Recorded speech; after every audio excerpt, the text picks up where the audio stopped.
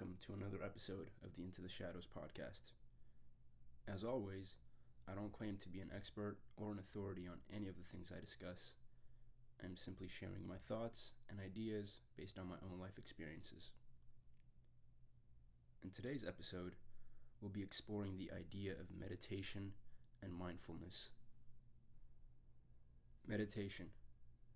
What image does that provoke? For some, the image that comes to mind is that of a monk, or the practice of sitting crisscrossed and deeply breathing, which is correct to an extent. But in my opinion, the practice of meditation has a broader definition and can be practiced in a variety of ways. You can do it in the traditional way, sitting down or lying on your back and simply focusing on your breathing. Or you can do it while walking, running, driving, listening to music, or even reading a book. Because the point of meditation is to be mindful, to clear your mind of the excess noise and stress of life, and to reflect on yourself, to relax, and to be present.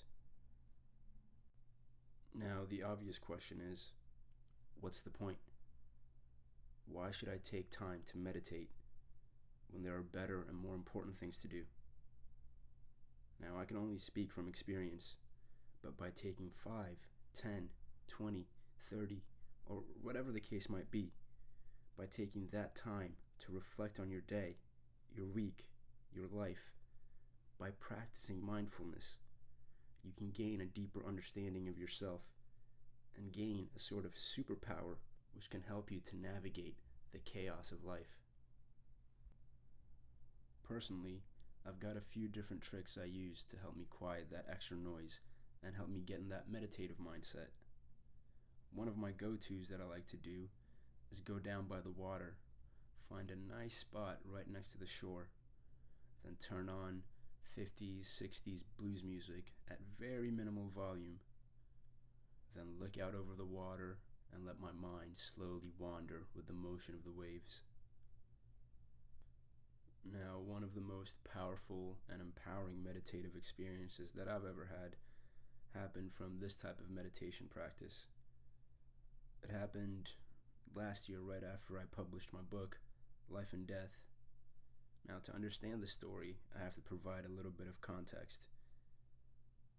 I talk about it more extensively in my book, but the thing which initiated this meditative mindset that I now have was my last near-death encounter. Long story short, what happened was, a little over 9 years ago, I drowned in a lake for about 10 minutes at a depth of 30 feet before being rescued. During this ordeal, my consciousness experienced what I describe as hell.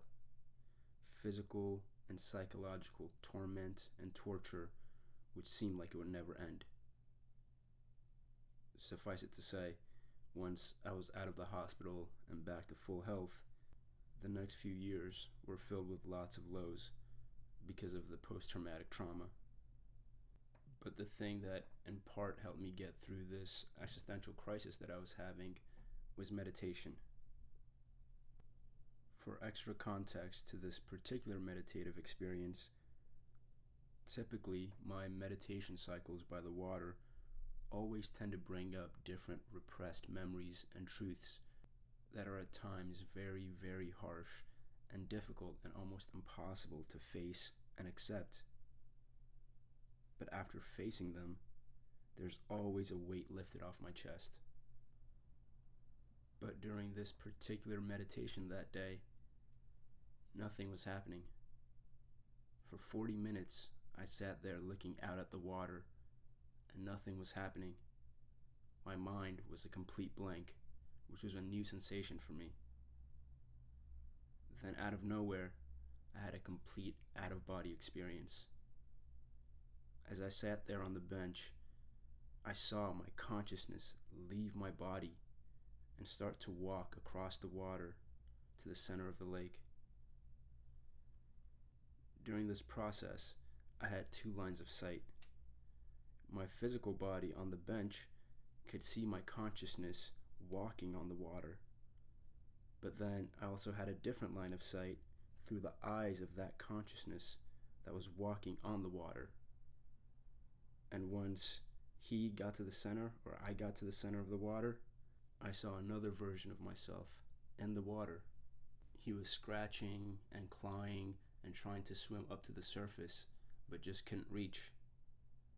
At which point, this consciousness that was looking down reached his hand out into the water and pulled this drowning version of me up. At which point, the version of me that was in the water merged with this consciousness that was standing on the water, and they became kind of one being in a sense. And then, in a flash, that consciousness that was on the water quickly got pulled back into my physical body that was on the bench. And then as I sat there just kind of in shock of what I had just seen or what I had just experienced, I was trying to make sense of it. I kept gazing out onto the water to find some kind of answer or some kind of truth, because in past experiences, looking out onto the water was what helped me kind of connect the dots between the recesses of my mind. But this time, no answers were coming.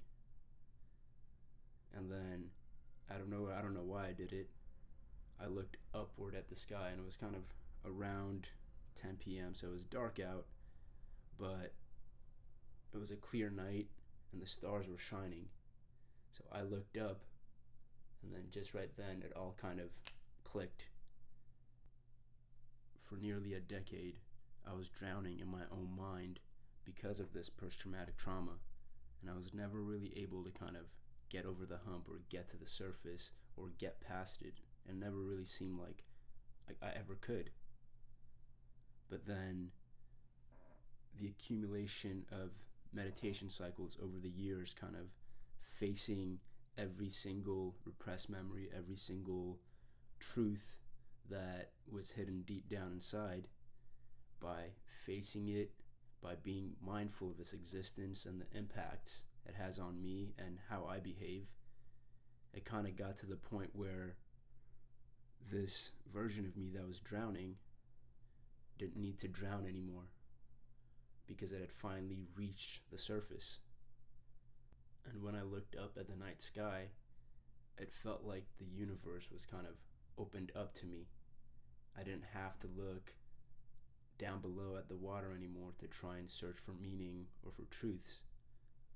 I had this bigger, brighter world to kind of be my guide in a sense. And that for me was a very powerful realization, because it marked the closing of a chapter. Ever since that day, the trials and torments of my past don't impact me as much, don't weigh me down. They don't control my day-to-day actions, my day-to-day thoughts.